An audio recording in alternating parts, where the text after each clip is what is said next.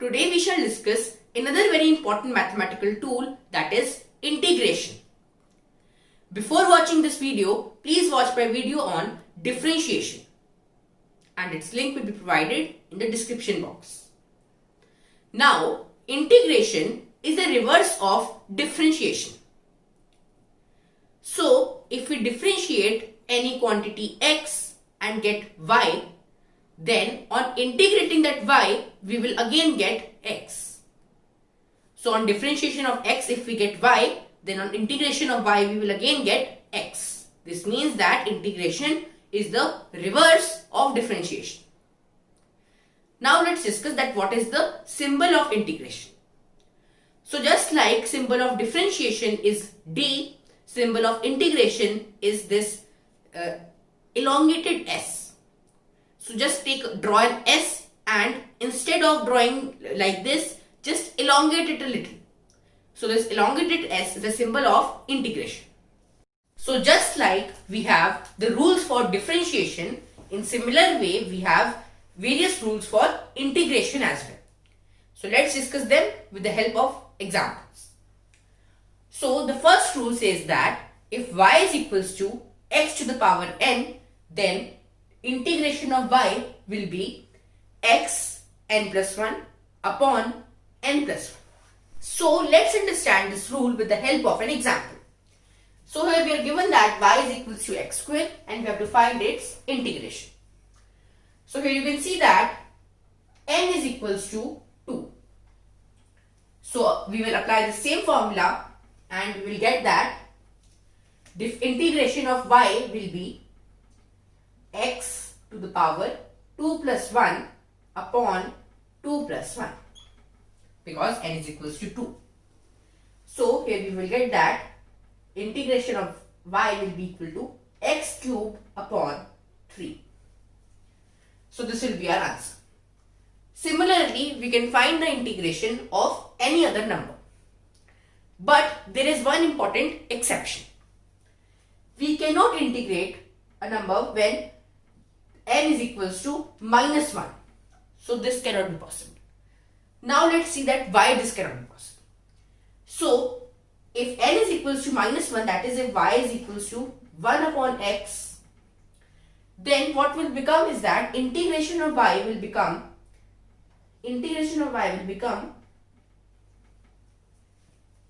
x to the power minus 1 plus 1 upon minus 1 plus 1. So on solving this, we will get that this will be equal to x to the power 0 upon 0 or equal to 1 upon 0. Now we know that anything which is divided by 0, it is not defined. So this means that this cannot be possible. Hence, whenever n is equal to minus 1, then we will get not defined value. Therefore, n cannot be equal to minus 1 whenever we are applying this rule. All the other numbers will follow this rule. Now, integration is of two types, definite and indefinite. So let's see the difference. So in definite integration, we will be given a question like find the integration of x square. But here we will be given few values. So here we are given 3 and 0 and this will be written on the top and bottom of the operator. This refers to the limit of the values. So x can have only values between 3 and 0. But in indefinite integration, we will be given a question in which we have to find integration of x squared only. But this time, there will be no limit. So let's see that what will be the difference in the answer. So the step 1 will remain the same. We will apply the same rule which we have studied earlier. So we know that integration of x square is equals to x cube upon 3. Now in definite integration, it will have a limit and that is 3 to 0. So this x square upon 3 can have only values between 3 and 0. So to find this, what we will do is that Once we will put value of x as 3 and next time we will put value of x as 0 and we will subtract both. So putting 3 as x, we will get that 3 cube upon 3 minus 0 cube upon 3. So this will be equal to 27 upon 3 minus 0 upon 3. And this will be equal to nothing but 9. So the definite integration of x square will be equal to 9 when the limit is 3 to 0. And let's see that what will be the indefinite integration. So again, first step will be same. We just have to apply that formula. X is equals to n plus 1 upon n plus 1. So integration of x square will be equal to x cube upon 3. Now here, as we are given no limit, so that's why we will add plus c in the end. This c can be any constant. This c can be any constant. It can be 1, it can be 2, it can be 3, it can be 500, it can be 1000, it can be any constant. So this is the difference between definite and indefinite integration. In definite integration, we are given a limit. In indefinite integration, we are given no limit. Hence, we add plus c in the end, which denotes any constant. So now, let's discuss the rule number 2. It is quite related to the first rule. So let's understand this with the help of an example. Here we have to find the integration of 2x cube. So we know that what will be the integration of x cube by rule number 1. But now we are having 2x cube. So a constant is added. So how we will find that? So for this, for finding the integration of this, we will not touch the 2. The constant will remain the same. So 2 will be left untouched and we will multiply it by the integration of x cube. So we know that what will be the integration of x cube? It will be x 3 plus 1 upon 3 plus 1.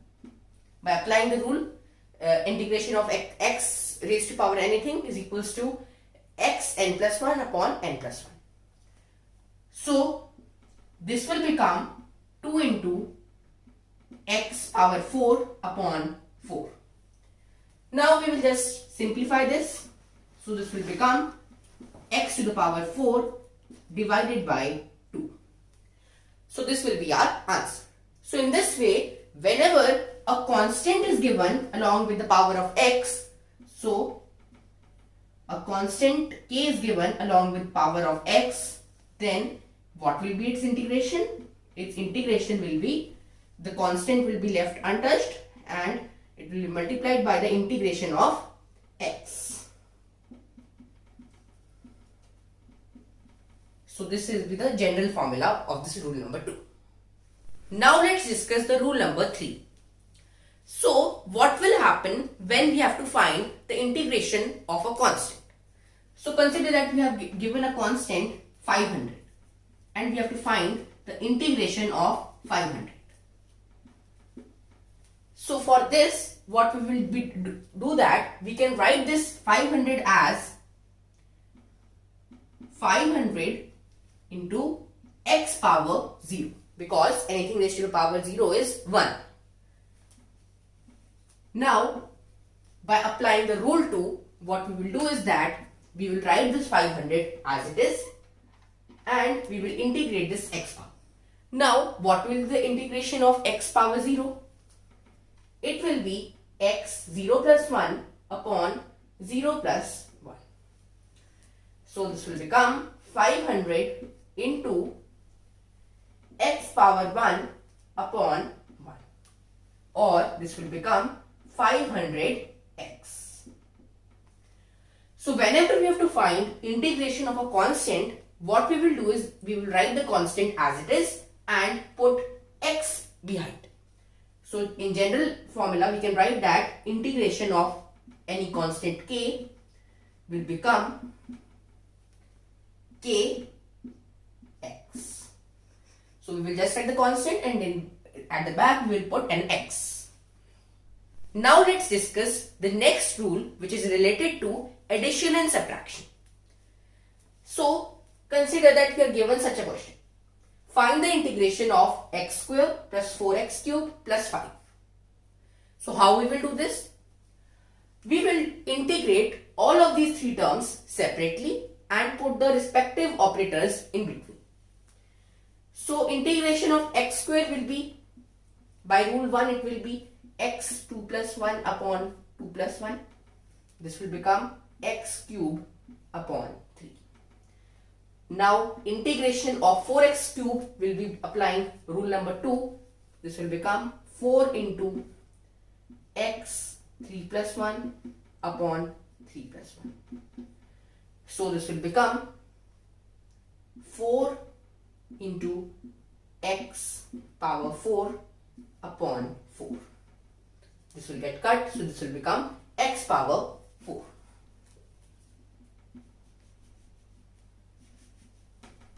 This will become x power 4. And integration of 5, as it is a constant, so what we will do that? We will just put 5 and at the back we will put an x. So integration of 5 will become 5x. So now what we have to do is just we have to put the respective signs between them. So here you can see that between x square and 4x cube the sign is plus. So just we will add plus sign. And between this also the sign is plus. So we will add plus sign. So integration of this equation, this term will become this. And consider that instead of this plus, here we are given minus. So in the answer also, the second sign it will become minus. So whatever is the sign between the terms in the question, the same will come in the integration answer. Now let's discuss the next rule, and that is integration of sin x. So what will we do when the question comes in trigonometric function such as sin? So integration of sin x will become minus cos x. Similarly, when we are asked integration of cos x, that will become sin x. And similarly, when we are asked integration of e to the power x, then that will remain same. So it will become e to the power x. And here you can see that no limit is given. So that's why in all of them we will add plus c. So in all the rules which we have discussed earlier also, in that also there was no limit given. So that's why in all of them in the answers we will add plus c. We will only not add plus c whenever a limit is given, whenever the question is of definite integration. But here as no limit is given, so it is indefinite integration. Thus we will add plus c in all of them. Now let's see a practice question. So in the practice question we are given find integration of sin x plus cos x. So again it is a very simple question. Just you have to use these two rules and you have to add them using the rule number 4. So you can see that integration of sin x will become minus cos x and integration of cos x will become sin x. Now as there is plus sign between them, so in the answer also we will write plus sign. So this will be our answer, minus cos x plus sin x. I hope that all the rules of integration are clear to you. So till now we have discussed all the rules of differentiation and integration. But now comes that what is the application of this? So what are the applications of integration and differentiation? So these rules are used in many chapters of physics as well. And one such example of chapter is kinematics. In kinematics, whenever we have to find position, velocity, acceleration at a particular instant, at a particular time, then in that case, integration and differentiation are used. So let's study how. So whenever we are given the position or displacement and we have to find the velocity, then we will differentiate the position. So to reach velocity from position, we will differentiate it. And similarly, whenever we are given velocity and we have to find acceleration, then again we will differentiate the velocity. So position to velocity, differentiation, velocity to acceleration, differentiation. And what will happen when we are given acceleration and we have to find velocity? Then we will integrate it. We will integrate it. Similarly, whenever we are given velocity and we have to find displacement or position, we will again integrate it. So to remember this, you can consider that this is like a ladder. So whenever we have to move one step down, we will differentiate. Whenever we have to move one step up, then we will integrate. So from position to velocity, differentiation, velocity to acceleration, again differentiation. But from acceleration to velocity, integration, and similarly from velocity to displacement, again integration. Now let's practice few questions based on this. So here the question is asked that position of a particle varies as x is equals to t square plus 2t plus 4. So position or x is a function of time, and we have to find velocity at time is equals to 2 seconds and velocity from 0 to 2 seconds. So first let's solve the first part of the question, and that is find velocity at t is equals to 2 seconds. So here you can see that we have to find the velocity at a particular instant. So here we have to find instantaneous velocity, and we know that the formula for instantaneous velocity is differentiation of position with respect to time. So what we have to do is we have to differentiate this x. So we have to find differentiation of t square plus 2t plus 4 with respect to time. Now I hope you remember the rules for differentiation, and if you don't, then please watch my video on differentiation. So differentiation of t square will become 2t. For 2t it will become 2, and for 4 it will become 0. So this will become 2t plus 2. So velocity, the function of velocity will become 2t plus 2. Now what we have to find? We have to find velocity at t is equals to 2 seconds. So we will replace this time by 2. So we will substitute the value of time as 2. So velocity will become 2 into 2 plus 2, or this will become 6 meter per second. So instantaneous velocity at time is equals to 2 seconds is 6 meter per second. Now let's solve the B part. So here we are asked the velocity from 0 to 2 seconds. So here you can see that in this time we are given an interval. We are given a time interval 0 to 2 seconds. So here we don't have to find instantaneous velocity, we have to find the average velocity. Because you know that from 0 to 2 seconds, the velocity will not remain the same. It will be slightly changing. So we can only find the average velocity. Now you know that the formula for average velocity is delta x upon delta t. So this will become x at time 2 minus x at time 0 divided by 2 minus 0. Because delta x will be the change in x and delta time will be the change in time.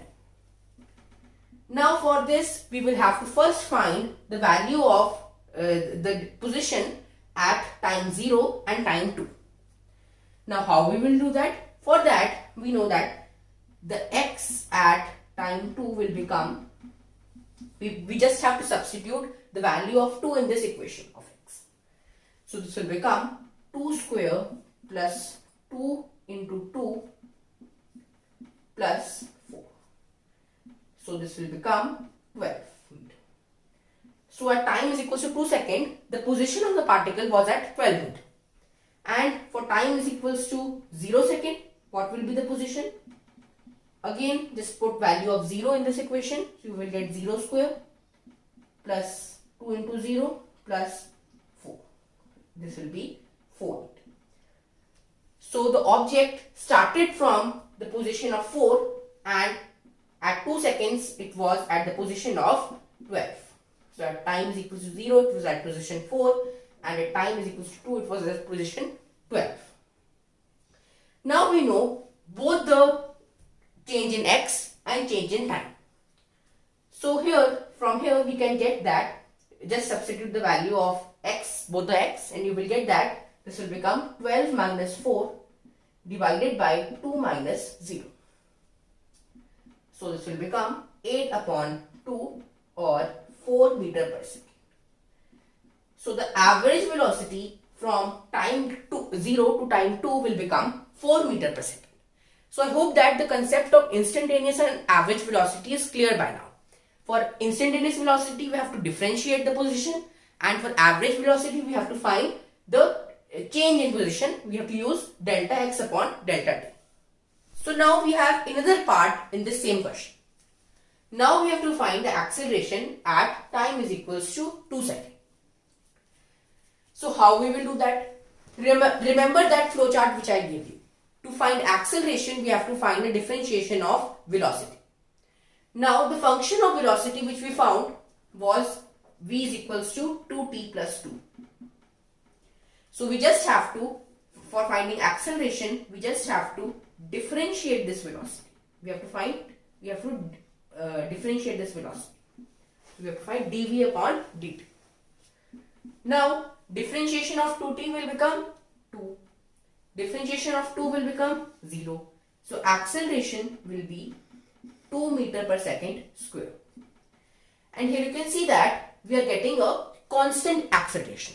So this means that during the entire journey of that particle, the acceleration will remain constant and it will be 2 meter per second square. So as acceleration is constant for the entire time interval, so that's why time is equal to 2 seconds, acceleration will be 2 meter per second square. So I hope that all the concepts of integration and differentiation are clear. And similarly, we can also get a question based on integration. So consider that now we are given the acceleration and we have to find the velocity. For that, what we will do, we will integrate the acceleration. And you can solve the questions on your own. With this, we come to the end of this video. Thanks for watching.